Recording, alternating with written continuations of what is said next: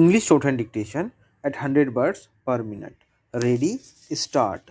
Honorable members, while Sardar Patel, with his extraordinary abilities, had accomplished the challenging objective of geographic and political integration of the nation, the task of economic integration remained incomplete. Our traders and entrepreneurs always faced difficulties in sale and purchase of their goods and in complying with different tax regimes prevalent in different states. Now, with the implementation of a comprehensive tax reform like the GST, the concept of one nation, one tax, one market has been realized. GST is proving instrumental in establishing an honest and transparent system of trade and commerce, which is also benefiting the country's youth. This system, while reducing the difficulties faced by traders, has enhanced their ease of doing business across the country. I congratulate my compatriots for wholeheartedly embracing the new system in a short span of time in the interest of a better future for the country in spite of the initial bottlenecks. My government is continuously improving the GST regime, keeping in view the suggestions being received from the business community. The primary focus of my government has been to enable our youth to earn their livelihood with dignity while also creating employment opportunities for others. In order to facilitate self employment, my government has introduced wide ranging reforms which are being appreciated globally. As a result of these reforms, India's position has improved by 65 places in the ease of doing business ranking from 142 in 2014 to 77 now. This is an extraordinary achievement. Honorable members, during the last 4.5 years, the economy of the country has been growing at a rate of 7.3% on an average. India is playing a significant role in international trade, while India's contribution to the world GDP was 2.6% in 2014. It has increased to 3.3% in 2017 as per the latest reports. India has emerged as the sixth largest economy in the world.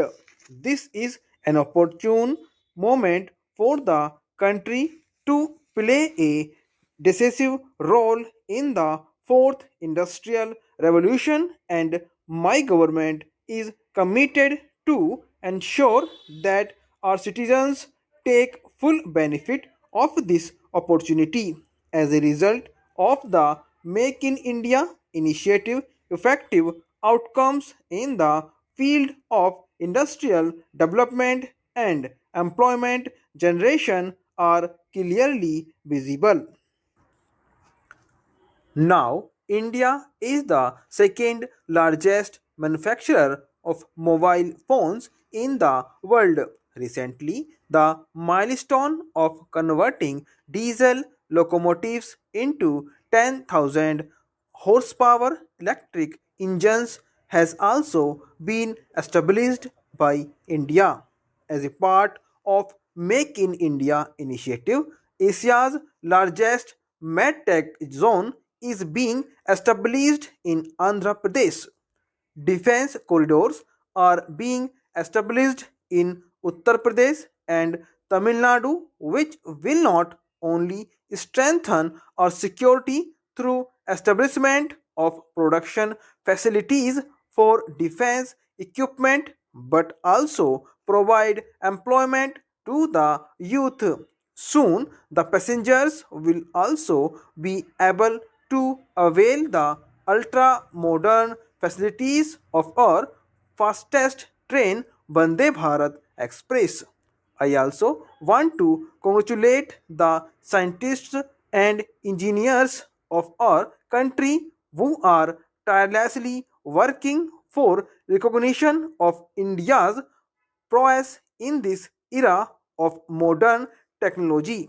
The scientists and engineers from ISRO in particular are proving their preeminent position in the world by setting new records in launching satellites. I, on behalf of the nation, convey our best wishes to our scientists and engineers for Mission Gaganyaan. The focus of my government on timely completion of tasks which accountability has resulted in increasing the confidence of the people in government functioning and has also enhanced the pace of development. My government has established a reputation for time bound completion of projects. Many projects where delays in completion had become synonyms with injustice to common people of this country, such as India's longest Bogibeel Railroad Bridge in Assam, Western Peripheral Expressway near Delhi, Kollam Bypass in Kerala have been fast tracked and completed.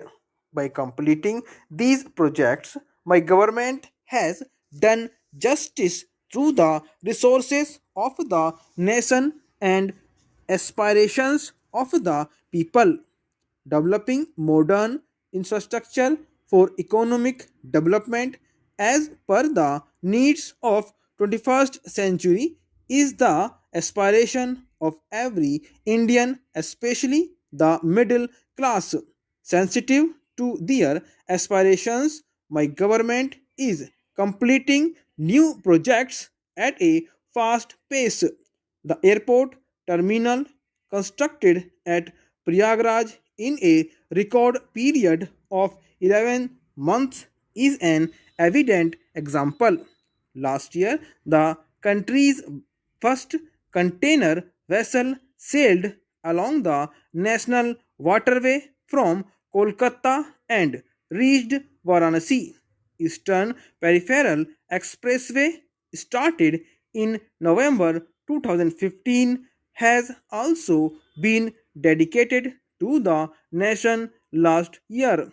My government believes that eastern part of India comprising East Uttar Pradesh, Bihar, West Bengal, Odisha and the states of northeast has the potential to become a new growth engine. Therefore, my government is relentlessly striving to strengthen the infrastructure related to railways, highways, waterways, and airways in eastern India.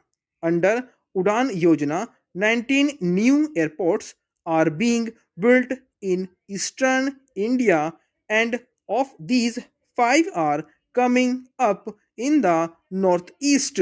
Stop.